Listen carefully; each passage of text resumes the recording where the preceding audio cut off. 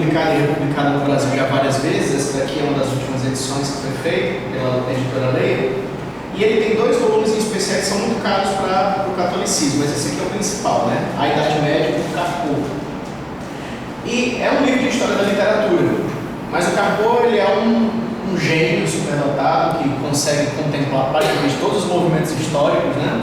Então, através da literatura, ele fala como a literatura estava sendo moldada pelas premissas católicas que surgiram, né? Em que momento é que a arte e a literatura começam a demonstrar e a evidenciar as transformações que o cristianismo estava vindo sofrendo desde o mundo antigo, né? Desde o século I até o século VI, que é mais ou menos no ano de 536, quando a Igreja Católica começa a tomar esse corpo romanista mesmo, né? Quando ela começa a criar a doutrina, por exemplo, da infalibilidade papal, do purgatório, né? Da intercessão dos santos mortos. A partir do século VI, ele mostra muita coisa interessante que vai se transmutando na arte, né? E a forma dele abordar esse tema é tão inovadora que vale muito a pena ler e buscar compreender um pouquinho mais a análise da arte por meio da visão do Carpo e, consequentemente, os movimentos históricos que estão envolvidos nisso. Tá? Mas, passada aqui essa nossa indicação de material, tu tem um passador de slide, meu Deus do céu, Deus é bom o tempo todo, né? Gente do céu, é bom vir em igreja rica, que é outra.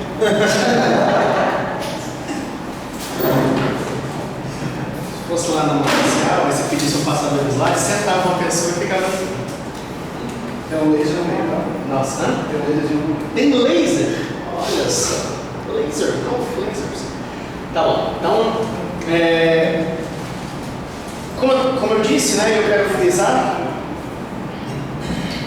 eu não quero trazer aqui uma visão sobre doutrinas e ritos. Então, se precisamos entender o catolicismo romano sobre o que ele realmente trata, né, o que ele realmente fala, precisamos primeiro perceber do que é que nós falamos quando falamos sobre catolicismo romano, né? O que falamos quando evocamos essa palavra, né? Quando nós evocamos esse símbolo aí na nossa cabeça, né? Será que o que a gente está falando é sobre a transubstanciação? É sobre essa característica material que se compreende, que adota propriedades divinas, né? Será que é sobre a primazia de Pedro? É isso que o catolicismo representa para a gente, né? Será que são sobre os mantras, né? As orações repetitivas, mas não tão repetitivas assim, mas mais problemáticas ainda, porque elas buscam uma infinidade de modos de acesso a Deus por outros intermediários, né? Assim. Seria a intercessão dos santos mortos, né? Aqui uma cena da incorruptibilidade dos corpos, né? Dos tidos como santos que são guardados assim em caixões de vidro, né? Porque os corpos não se corrompem, é tido como se fosse um milagre. É esse tipo de coisa que a gente pensa quando a gente fala em catolicismo, né? Ou seria a veneração de imagens, né? Geralmente são esses os tópicos que a gente aborda quando a gente vai falar sobre romanismo, né? Geralmente a gente não aborda, então, se a gente parar para perceber isso, a gente não está falando do que é o romanismo. A gente está falando de uma série de práticas, a gente está falando de uma série de signos, de símbolos, de elementos que vão se agregando ali, vão formando, digamos assim, uma identidade cultural, uma identidade material romanista, né? E são tantos, ali eu citei só alguns, mas são tantos os elementos que se a gente fosse começar a falar só sobre eles aqui, a gente não saía daqui essa noite, né? Ó, só o livro do Boehner, por exemplo, ele gasta aqui uma boa quantidade de páginas só para poder falar sobre a igreja, né? O pastoreio, a tradição, a primazia de Pedro, o papado, Maria, a missa, a confissão, o purgatório, a infalibilidade do Papa, as indulgências, o ritualismo, o celibato, o casamento, a escola paroquial, os padrões morais, a intolerância e a perseguição. Então, se a gente fosse falar só de elementos, ia demorar um bom tempo para a gente poder falar sobre todos eles, e no tempo todo a gente estaria só cotejando, só circulando ali o catolicismo. Então, a minha premissa é de que essas não são as perguntas certas, porque a pergunta certa deveria ser sobre a essência desse catolicismo, onde é que ela pode ser encontrada. Sobre o que de fato diferencia catolicismo romano, romanismo, de cristianismo. E para que a gente possa compreender o que é a essência, a gente precisa voltar um pouco dessa nossa lógica de querer observar os fenômenos católicos, por assim dizer, os fenômenos romanistas, e nos perguntarmos sobre o que nós estamos falando quando nós falamos sobre religião. Porque talvez o nosso grande problema e a nossa grande dificuldade, e aí talvez até, digamos assim, a incapacidade muitas vezes de conseguir travar uma argumentação, eu não digo nem um debate, eu digo argumentação muitas vezes na nossa própria cabeça, uma argumentação apologética acerca de outras religiões, né, ou do conflito dessas outras religiões, esses conflitos religiosos no nosso dia a dia, na nossa vida. Essa grande dificuldade ela surge porque muitas vezes a própria compreensão do que deveria ser esse signo, essa ideia de religião é muito confusa, né? Às vezes é isso aqui que é religião para a gente, né? Um conjunto de hábitos sociais e de regras morais, né? Às vezes é isso que a gente espera que uma pessoa que seja um religioso, e aqui eu não estou tomando religião ou religiosidade como um contexto pejorativo, não. Estou tomando como aquele contexto do bom religioso, da verdadeira religião, como diz Tiago, né? Às vezes a gente acha que isso aqui é uma boa parte. Pode não ser tudo, mas é muitíssimo importante. Talvez seja 40% do processo de ser um bom religioso, ter uma boa religião, é ter um conjunto de hábitos sociais e de regras morais. Às vezes, a gente pode olhar para as outras religiões, quando a gente tenta fazer essa coisa engraçada que se chama religião comparada, né? Não existe, na verdade. A gente olha para as outras religiões a partir do olhar do cristianismo e olha e enxerga que as outras religiões são, na verdade, formas distintas de compreendermos uma mesma experiência com Deus. E o homem, por conta do seu pecado, ele vai lá e confunde isso tudo, né? Macula essa experiência, essa revelação, às vezes que pode ser compreendida como uma revelação natural de Deus, né? E aí ele deturpa isso e cria lá o seu mundinho de ídolos, né? Mas seriam tentativas de fazer essa conexão, essa religação, né? Como alguns usam a palavra religião. E por fim, né, para tantos, religião termina sendo visto como esse terceiro significado aqui, de métodos, ritos e práticas da nossa relação com o divino, né? Então, aí talvez aqui se encaixe mais a nossa visão de religião, quando a gente vai ver uma religião que não é a nossa, né? A gente olha, por exemplo, para o catolicismo e muitas vezes a gente pensa isso aqui, né? O que é o catolicismo? A missa, né? A confissão, o celibato, né? Ritos, práticas, métodos. É isso que é o catolicismo, né? Eu olho para o espiritismo, a mediunidade, né? Comunicação com os mortos. Eu olho para o budismo e digo, olha, os 8 caminhos, né? A forma de iluminação do Buda, né? Parece que são conceitos e práticas que podem ser isolados, né? E eles podem ser identificados assim na medida em que eles vão acontecendo na vida das pessoas. Mas eu acredito piamente de que essas 3 definições que a gente acabou de dar aqui para essa forma de se ver religião, elas na verdade não passam de um posicionamento naturalista, materialista e secular de se ver religião. Porque na verdade essas definições, essas compreensões que muitas vezes a gente adota para poder ver a religião idólatra que a gente vai analisar, né? A religião fruto da cabeça de homens que a gente vai analisar, a gente adota uma postura secular para poder fazer esse estudo, né? A gente adota uma postura como se dissesse assim, não, eu sei que é pecado, eu sei que é errado, eu sei que é fruto do pecado humano, né? Muitas vezes é fruto até mesmo da influência demoníaca, mas na hora de analisar o rito, eu analiso ele pelo seu viés sociológico, cultural, histórico, ritualístico, material, né? E eu tento tratar aquilo como se fosse um objeto científico, né? De análise, estudos, né? Então, para que a gente não adote esse tipo de postura, eu trouxe aqui alguns pedaços, algumas meias definições sobre o que é que religião deveria ser visto, como religião deveria ser visto, conforme eu entendo. E a primeira delas é a religião como uma lógica de ver o mundo, né? De experimentar o mundo. Religião é uma condução natural que todo indivíduo humano tem na sua forma de perceber o mundo. Né? Por essa definição, a gente já pode perceber que religião não é simplesmente uma prática e um rito. A religião é algo inescapável. A religião é um direcionamento próprio da existência humana. O homem, naturalmente, ele quer enxergar o mundo com uma lógica. O homem, naturalmente, ele não quer olhar para o mundo e dizer o mundo não tem lógica. O mundo é um grande absurdo. Às vezes até dizendo o mundo é um absurdo, mas é um absurdo que faz uma lógica dentro do seu próprio absurdo, né? É um caos que tem uma lógica dentro da sua própria natureza caótica, né? A disposição inata do homem é encontrar esse propósito, né? Essa lógica.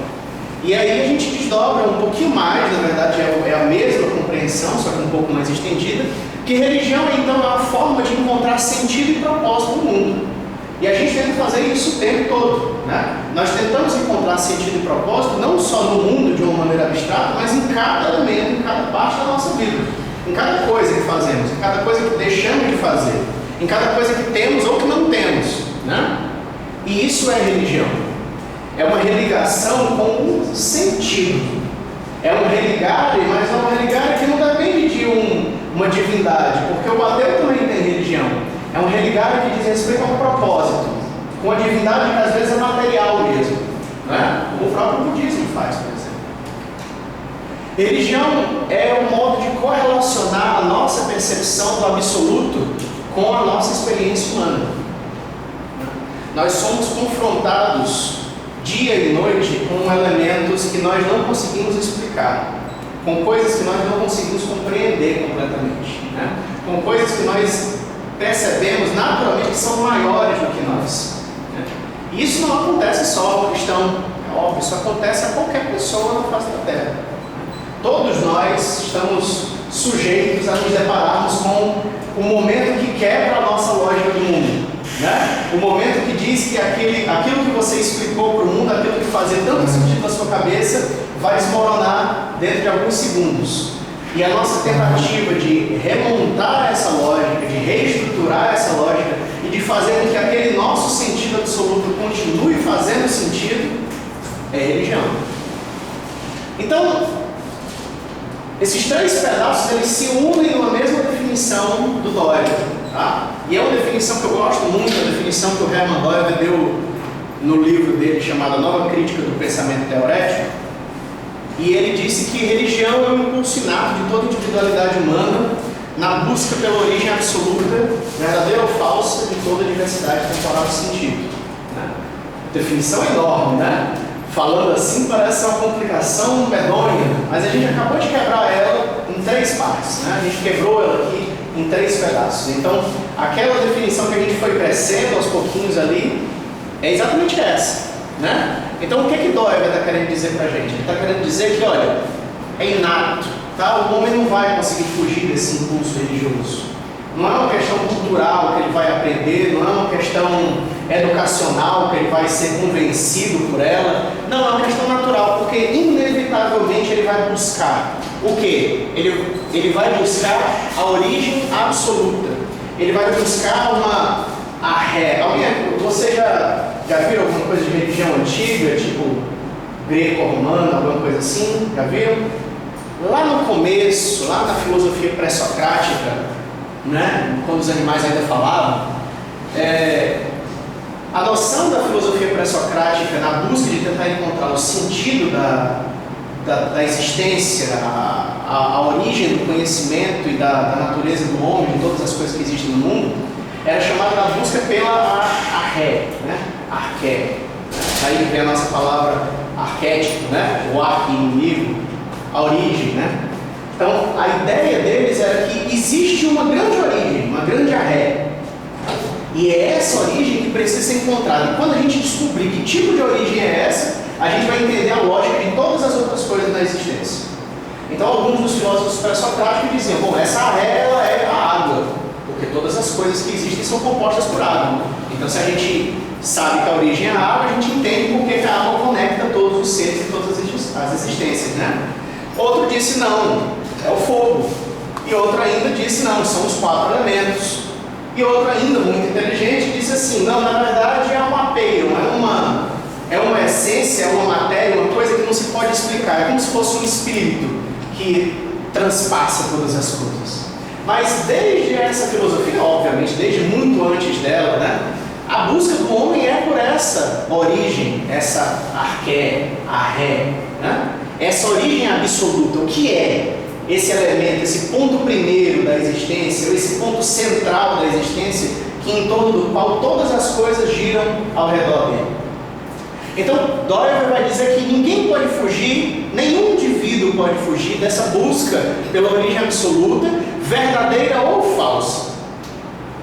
Porque o homem, ele não busca, no final das contas, a origem absoluta.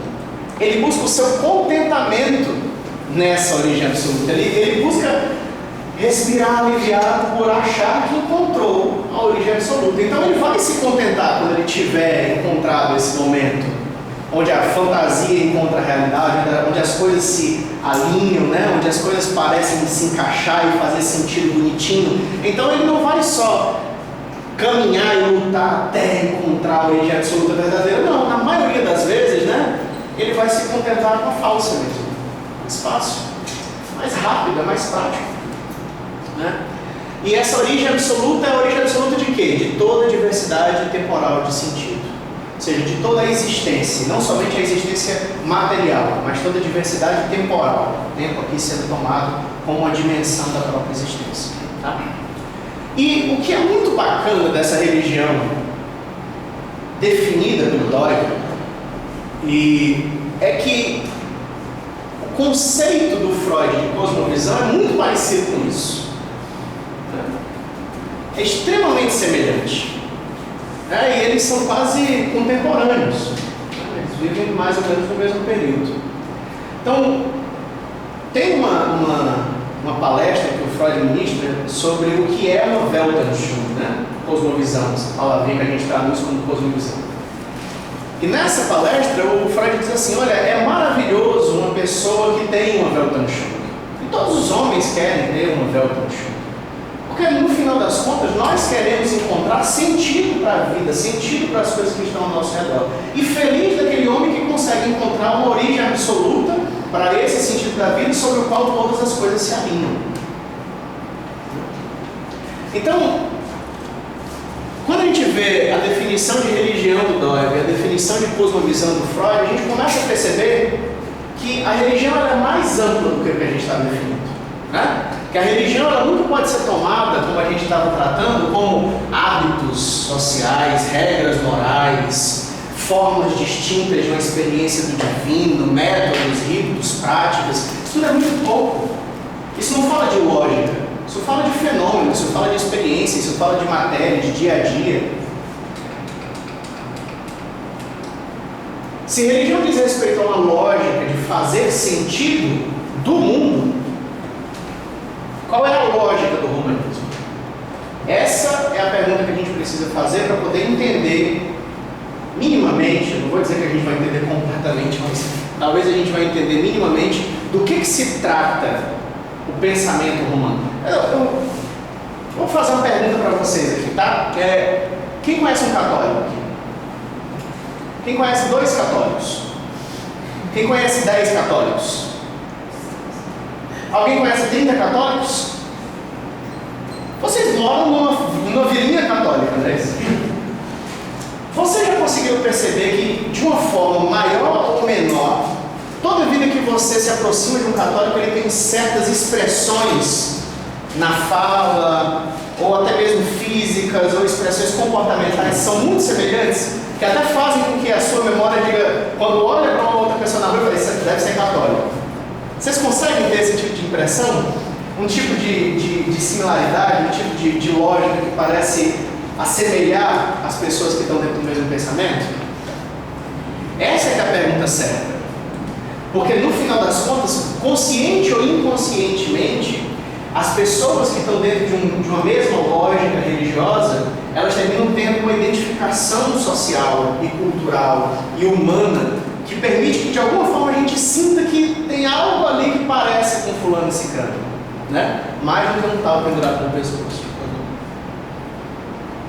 E é aqui que eu acredito, né, que com essa indagação a gente possa encontrar um princípio que seja bem maior do que a análise de fenômenos, para que a gente possa conduzir essa nossa visão. E aí eu quero fazer só uma pausa aqui. Talvez o que eu venho para falar aqui a partir de agora seja muito simples, né?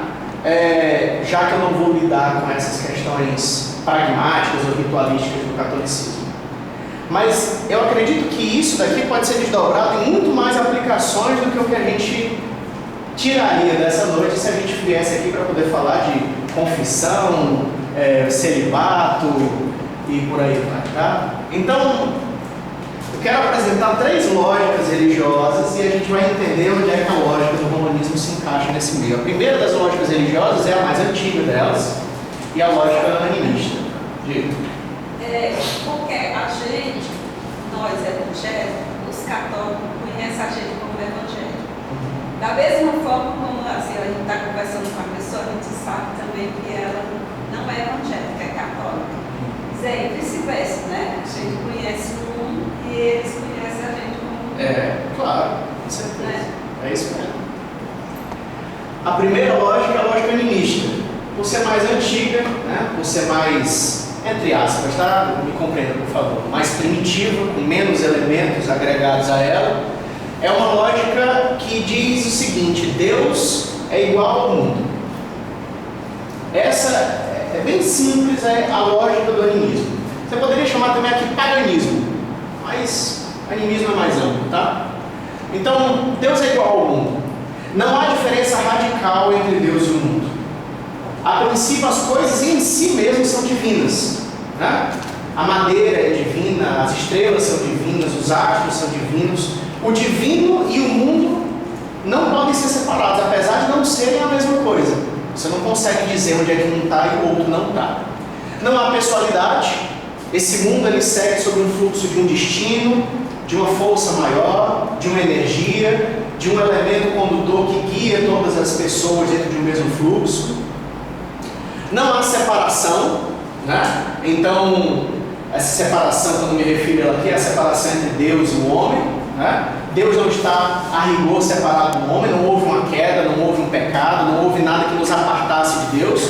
Pelo contrário, Deus também está em mim, né? Deus está no meu corpo, porque a matéria é divina, né? A lógica animista diz que, bom, vamos pensar, né?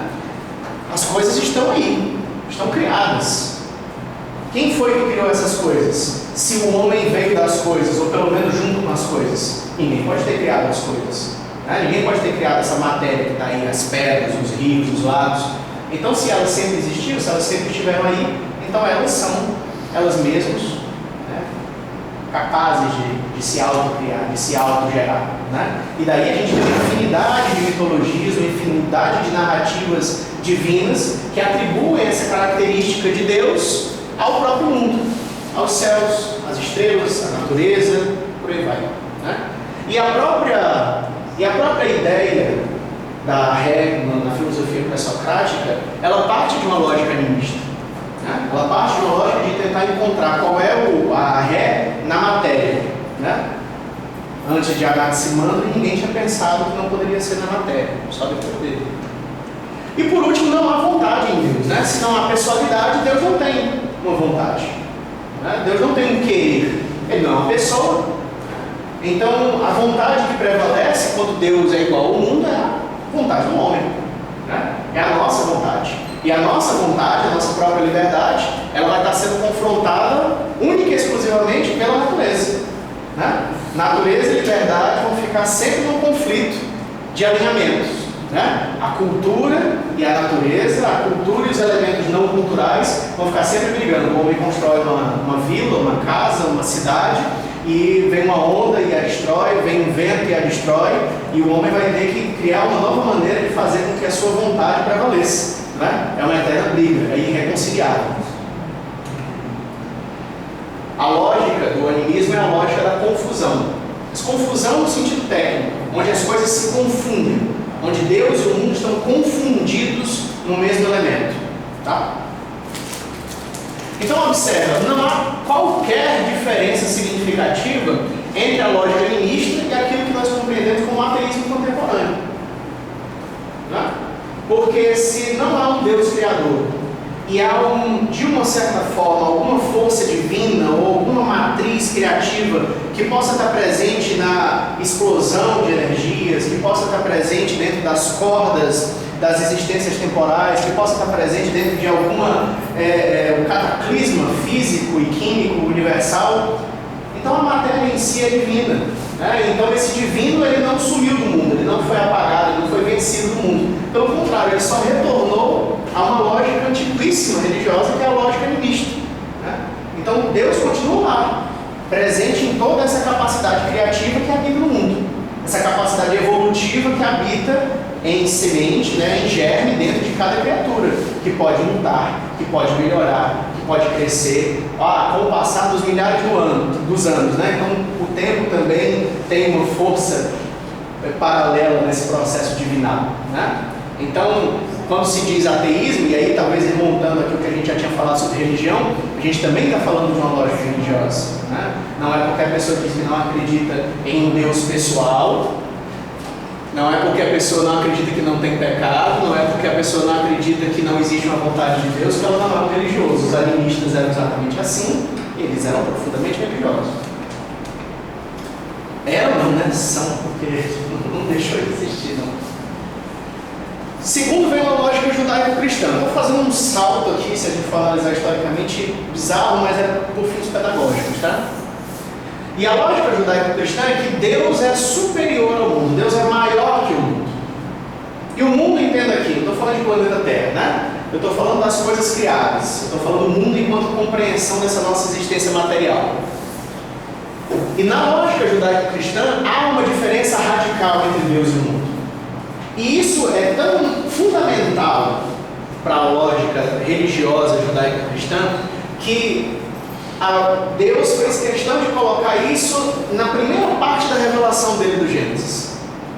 No princípio, criou Deus os céus e a terra. Criou Deus os céus e a terra. Não foram os céus e a terra que se juntaram, casaram, criaram algo, não. Eles estão abaixo de Deus. Deus criou, eles são fruto da vontade de Deus. Deus quis criar céus e terra. Deus quis criar depois animais para preencher esses céus e terras, águas, ventos. Deus quis criar o ser humano. Deus quis que esse ser humano tivesse um ser diferente de outro ser, que não fossem todos iguais. O cristianismo e o judaísmo, eles primam fundamentalmente por traçar uma diferença muito nítida e muito clara, desde a primeira linha da narrativa da criação do mundo, entre Deus e o mundo, Deus e o homem e o outro, o homem e o mundo. O homem não é igual ao mundo, o homem é instituído como gestor do jardim, como mordomo da criação. Ele está entre Deus e o mundo como um conectivo, como um representante. Então, desde o começo, há uma diferença radical não só entre Deus e o mundo, mas entre todos os entes criados por Deus. Em Deus não há confusão alguma, as coisas não se confundem. Não há como você duvidar, será que eu sou Deus? Será que eu sou o animal? Será que eu sou o mundo? Será que o mundo é Deus? Não há. Desde o primeiro momento, a revelação especial de Deus faz questão de travar essas distinções de forma muito clara. Deus é pessoal. Por ser pessoal, Deus se comunica. Deus não depende de uma força maior do que Ele para expressar suas vontades. Deus tem um querer, uma vontade. Deus não se engana, Deus não muda de opinião, Deus não se confunde. Ele é perfeito, radicalmente diferente de nós. E Deus apartou-se de nós, por culpa nossa. E Deus indica o motivo desse apartamento, dessa separação. Deus indica que, olha, mesmo eu tendo criado você, não é por conta dessa criação que agora nós estamos terminantemente ligados. Você agora se afastou de mim pelo seu próprio desejo. E sou eu que vou promover essa delegação. A lógica judaico-cristã, como eu já deixei claro aqui antes, é a lógica da diferenciação. E a gente pode ver não só em Gênesis, mas também em várias outras partes da Bíblia, que a lógica da diferenciação é extremamente preciosa para o judaísmo e para o cristianismo. Levítico é um livro sobre separação, né? É um livro sobre diferenciação, é um livro sobre distinções. Não se pode misturar os tecidos, as cores, os materiais. Separem, distinguam, entendam qual é o elemento que separa isso daqui. A Bíblia praticamente dedica todo o seu início a mostrar a distinção entre as coisas e a necessidade dessa distinção para que o mundo esteja em ordem. A própria raiz da palavra santo e santidade, né, vem de separar, separar-se. E por fim a gente tem uma lógica romanista. Tá? Por que eu botei por fim uma lógica romanista assim, pedagogicamente? Porque o romanismo ele vem exatamente depois dessas duas etapas, né? Havia uma lógica grego-romana, uma lógica pagã, uma lógica animista. Havia uma lógica judaico-cristã que já tinha se alicerçado, que já tinha sido muito bem conhecida pelo mundo antigo. E lá por volta do século VI, começa a surgir uma nova lógica. Uma lógica que a ideia dela vai ser nem dizer que Deus é igual ao mundo, mas também não dizer que Deus é maior que o mundo. Vamos compreender isso de uma forma harmônica. Vamos compreender isso de uma forma integrativa, integradora. Vou usar a palavra aqui, mas entendo a jocosidade. De uma forma ecumênica. Então, Deus ele é só diferente do mundo. Ele não é igual ao mundo, também não é maior do que o mundo, mas ele é diferente. Felipe, você está dizendo que os católicos não veem que Deus é maior que o mundo? Não, e eu vou explicar já já. Então há uma diferença relativa entre Deus e o mundo. Por que uma diferença relativa? Porque Deus é diferente do mundo, sim, ele é diferente da matéria, sim, mas em alguns momentos ele está presente na matéria. Em alguns momentos Deus está presente na hóstia, Jesus está presente na figura do Padre. Quando celebra a missa, depois que celebra a missa, não é mais Jesus, mas durante a missa é. Ele está presente na indulgência, ele está presente na própria instituição cultural e material da igreja, enquanto representante do reino de Deus na terra. O reino visível de Deus na terra não são as pessoas, são as instituições moldadas pelo catolicismo romano. Então é uma separação e uma diferenciação relativa. Deus é diferente, pelo múltiplo, né? Nem tanto. Aqui e acolá ele se confunde um pouquinho. Deus é um Deus individual. E essa é uma questão muito irônica, porque eu acho que a gente reflete muito pouco sobre essa individualidade divina do catolicismo. A gente fica cego quando os católicos argumentam assim, né? Ah, mas vocês têm 19.400 denominações, né? Mas o católico, mas vamos lá, as denominações, na maioria delas, quando elas são de fato denominações, né? Quando elas não são heresias mesmo, né? As denominações elas não surgiram porque alguém acordou um dia e disse que Deus falou com ele uma revelação específica, né? Vai GG ser roxo na vida, né? Cria a tua própria congregação. Não, provavelmente as congregações elas vão surgindo, repito, né? Quando não são heréticas, quando alguém entendeu pelas escrituras de que a interpretação mais coerente seria assim e assado, né? Mas não é essa a verdade das revelações católicas. Para o católico, uma revelação dada a uma pessoa pode ser totalmente diferente, diametralmente oposta, às vezes até contraditória com a revelação que foi dada a outra pessoa, mas elas devem conviver ali em harmonia. Então você tem um São Francisco de Assis, você tem uma Santa Teresinha d'Ávila, você tem revelações da Santa Clara, e Deus vai falando de uma forma específica para cada um, ao ponto que, para não infligir contra o teu Deus ou contra a revelação que veio só para você, né? Eu digo que a minha veio de Maria de Fátima, a sua veio de Maria de Lourdes, a outra veio da Maria de Medjugorje. A gente percebe isso claramente na medida em que o catolicismo ele vai individualizando os deuses da sua revelação. E é claro que eles não vão fazer isso com Jesus, né? Porque já se tornou prática como fazer com Maria. Então eles aproveitam Maria com essa figura de medianeira, de representativa, para ser o marco visual dessa individualidade da revelação. Essa revelação é sua. Aí você tem os devotos, né? Sou devoto de quem? De Maria? Não, sou de Maria, desatadora dos nós, Maria dos remédios, né? Então, as divindades são individualizadas para que as revelações possam ser totalmente apartadas e mesmo assim não conflitarem entre si, né? Deus separou-se parcialmente, né? Deus separa-se parcialmente, não há depravação total, não há um pecado absoluto que afaste definitivamente Deus e o homem, não, pelo contrário. As boas obras podem ser um caminho para levar você até Deus. Uma pessoa que se empenha no estudo da palavra, através da sua inteligência e da sua capacidade intelectual, pode sim chegar ao conhecimento das verdades da revelação. Não tem essa coisa de depravação total, não vamos ser radical, né? A separação acontece, mas veja só, a graça não pode fazer nada por você sem que você queira, né? Então a graça depende da natureza humana para que possa salvá-lo, e a natureza humana depende da graça. Os dois eles estão em harmonia, eles não estão em separação.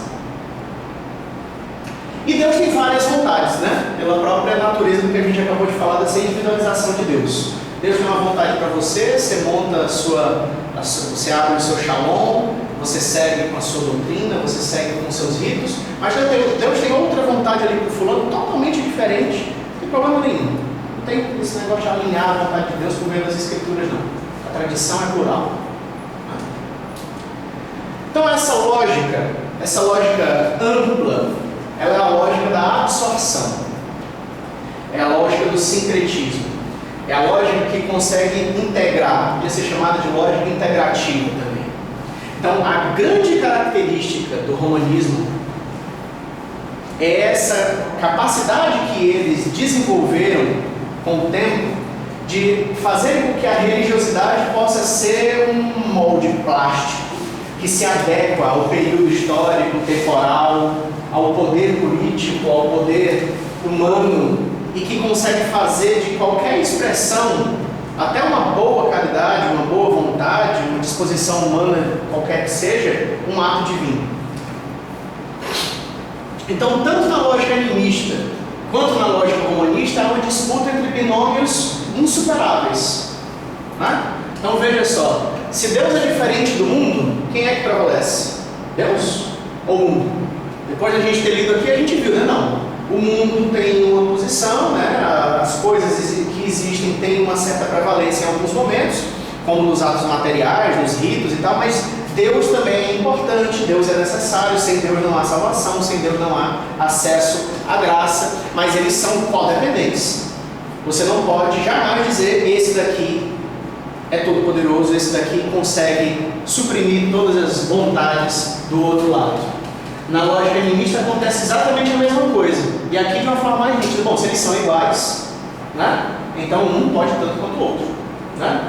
Mas é o mesmo efeito de quando eles são diferentes. Se eles são diferentes, só quer dizer que um pode um poder diferente do outro. Então ser igual e ser diferente não faz diferença nenhuma. Então isso aqui é o que o Doiver chama de insuperabilidade dos binômios religiosos. Ele diz que todo paganismo, toda religião idólatra, ela tem uma característica muito forte, que é a da presença de um binômio insuperável. E no cristianismo, apesar de ele gostar de explicar o cristianismo não pelos binômios, mas por um trinômio, né? Criação, queda e redenção, no cristianismo também podemos explicar por um binômio, mas se torna um binômio superável. Binômio da relação entre Deus e o mundo, mas Deus é maior. O mundo está lá, mas existe porque existe por meio de Deus, por causa de Deus, pela vontade de Deus. O mundo ele está abaixo. O binômio está resolvido, não tem problema nenhum.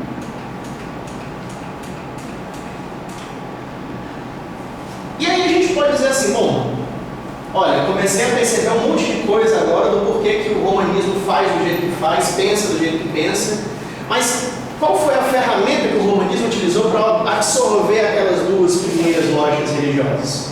né? A lógica helenista e a lógica judaico-cristã. Qual foi a ferramenta que ele utilizou para poder mesclar elas duas numa coisa só?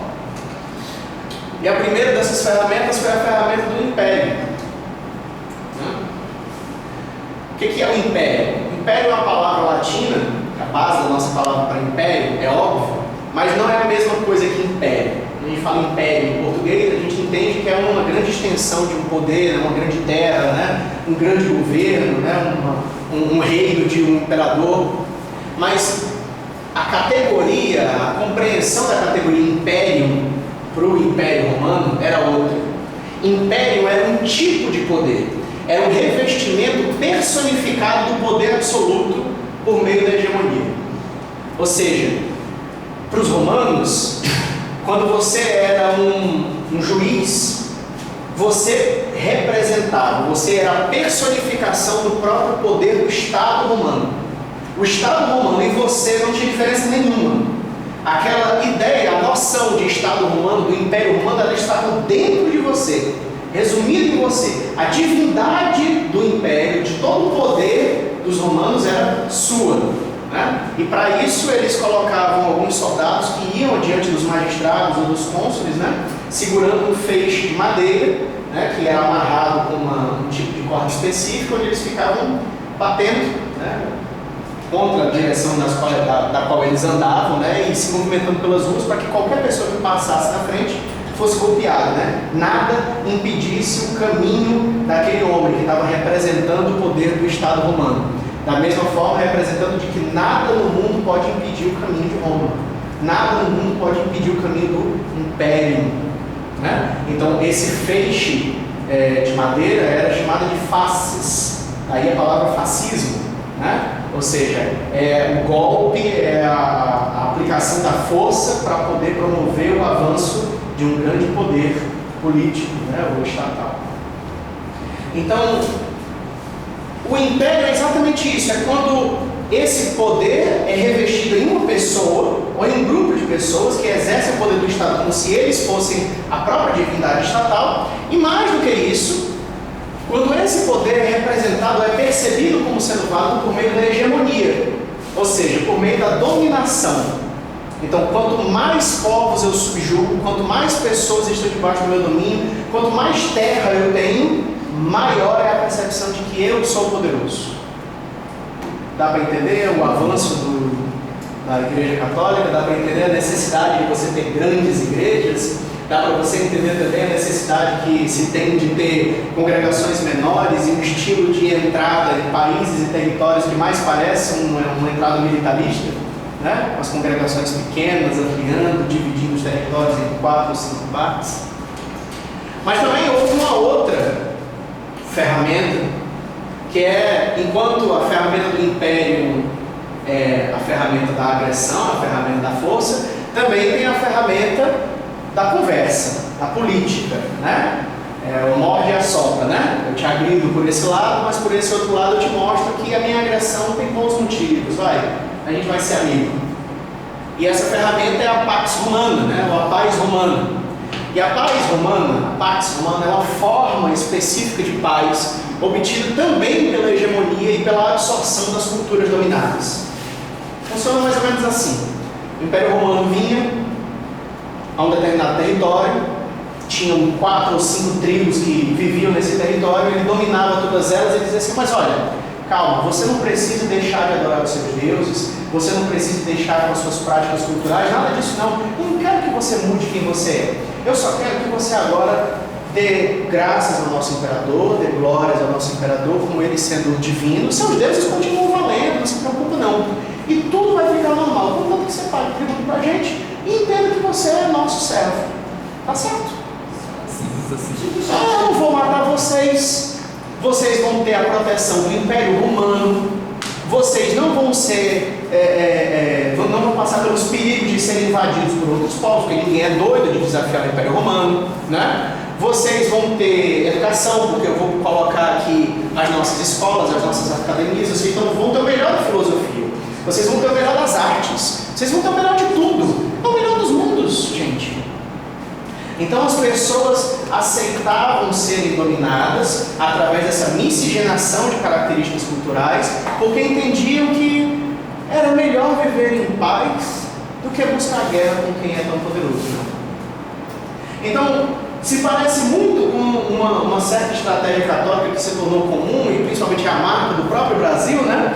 Que é não se importar com os ritos culturais e religiosos de outras culturas. Né? Ah, não, candomblé, você não está adorando Iemanjá, porque você não sabe. Você está adorando, na verdade, a Nossa Senhora Aparecida, moço. Tá? Então, você pode continuar adorando ela, não tem problema nenhum. Contanto que você entenda que ela é Iemanjá, mas ela também é Nossa Senhora Aparecida. Bom, te amo. Vamos viver em paz. Raimundo Aron tem um livro, Paz e Guerra entre as Nações, onde ele diz o seguinte: em outras palavras, a paz imperial se torna paz civil na medida em que a memória das unidades políticas anteriormente independentes se apaga. Né? Eu abandono a minha liberdade, eu abandono a minha integridade, porque eu vou desistindo dela aos pouquinhos. Na medida em que os indivíduos de uma zona pacificada se sentem menos unidos à comunidade tradicional ou ao local e mais ao Estado conquistador. Né? Você quer mesmo permanecer nessa sua vida tribal, nessa sua religião tribal? Eu tenho uma religião mundial. Eu tenho uma religião verdadeira. Eu tenho uma arca para te livrar desse mar de problemas. E essa lógica da Pax Romana, é bom que a gente faça essa observação, ela tem várias expressões contemporâneas. Ela não para só dentro da lógica religiosa. Né? Hoje nós também temos outras formas contemporâneas mais modificadas aí da Pax Romana na figura do politicamente correto e da escola sem partido. Né? Os dois lados, né? A esquerda escolheu um, a direita escolheu outro, mas os dois têm a mesma lógica. Eles têm a lógica de dizer o seguinte: olha, vai estar tudo bem entre a gente, contanto que você fale só as coisas que eu concordo. Se você ficar caladinho com as coisas que eu discordo, aí vai existir uma harmonia aqui sem igual. Mas na hora de você falar uma coisa que eu não estou afim de concordar, aí, meu amigo, acabou a nossa paz. Tá? Então, acho que eu não preciso me delongar muito, né, porque é uma coisa muito óbvia, mas o politicamente correto, né? Não fale desses temas, não fale daquilo, isso é um tabu, você está sendo desrespeitoso, isso é racismo, isso é preconceito, isso é fobia, blá. Vamos encerrar o seu discurso dentro de uma caixinha. Eu calo a voz do outro, né? O outro não pode falar, porque no momento que você falar uma coisa que eu perceber que você não é igual a mim, meu Deus do céu, né? O mundo só vai avançar quando todas as pessoas concordarem com o que eu concordo, né? Escola sem partido é a mesma coisa, né? Não, você pode falar disso, você pode falar daquilo, mas desse assunto específico eu não concordo que esteja aqui, também não. Então você fica aí quietinho, deixa eu encaixotar aqui a tua fala, a tua linguagem, o teu discurso, e aí vai ficar tudo bem. Então, o que a gente pode resumir é que o Império, né, e a Pax Romana foram esses elementos aí históricos que contribuem para a modelagem da lógica da absorção, da lógica do romanismo que está presente até hoje, né? Então agora fica mais fácil da gente conseguir entender aí os fenômenos romanistas. Aquilo que a gente tinha falado no começo, né? Transubstanciação. Absorção pura, né? Império puro aqui. Você tem a dominação de um símbolo, você tem um símbolo material revestido do poder do meu império. O meu império divino está revestido nesse elemento. Coma, coloque o meu império dentro de você. Absorva o meu império. Né? É uma transformação tão grande em relação à ceia, né? Porque a ceia não fala de dominação. A ceia não fala em ser dominado pelo divino. A ceia não fala numa antropofagia do divino, onde a gente se torna mais perto de Cristo, um pouco mais divino como Cristo, à medida que a gente ingere o elemento material. A ceia fala de memória. A ceia fala de uma ordenância, de uma lembrança, para que a gente lembre o quanto nós somos pecadores, né? Para que aquele símbolo possa apresentar para a gente uma memória de um tempo que a gente não tem, mas uma memória viva pela revelação do Espírito Santo, e avive dentro de nós a necessidade de arrependimento. Não fala de poder. Mas é o contrário aqui. É o contrário. Seja mais forte. Olha o meio de graça. Olha o meu império. Olha a minha força para você. Estou dando um pedacinho, viu? Primazia de Pedro, né? Então você tem uma pessoa que tem infalibilidade em questões doutrinárias. O que eu falo não pode estar errado. Nunca. A gente tem que alinhar o nosso entendimento exatamente à sua mente. É o imperador. Ele sim, por excelência, é o revestimento do império, né? E ele sim também tem os faces passando na frente dele. Nada vai atrapalhar o meu caminho. Nada. Se eu estou dizendo uma questão doutrinária, ela vai acontecer. As orações, né? Mais uma vez, a necessidade de um reforço material, né? De um elemento que vai trazer uma vitalidade espiritual maior por meio de uma atitude puramente humana, puramente física. A intercessão dos santos mortos, e esse aqui é incrível, né? Porque esse aqui mostra um pouco do que a gente está falando dentro da lógica da absorção, sobre essa não separação absoluta, essa não distinção absoluta entre Deus e o mundo. Deus é diferente do mundo, mas também não é superior. Então você que está aqui desse lado, do lado de cá, dessa relação divina com a morte, né? Você pode interferir do lado de lá. E as pessoas que estão do lado de lá da morte também podem interferir do lado de cá. Mas e Deus? Deus não é o soberano que julga essas duas coisas? Não, mas nesse contexto aqui, Deus está deixando que a gente alinhe essas questões materiais, né? Você pode tirar uma pessoa do purgatório, uma pessoa que está lá do lado de Deus pode interceder por você em vida, né? Então, e aí? O material influencia ou não influencia no espiritual? Eles estão se confundindo e falando assim, aqui sim, mas é só nessa parte aqui.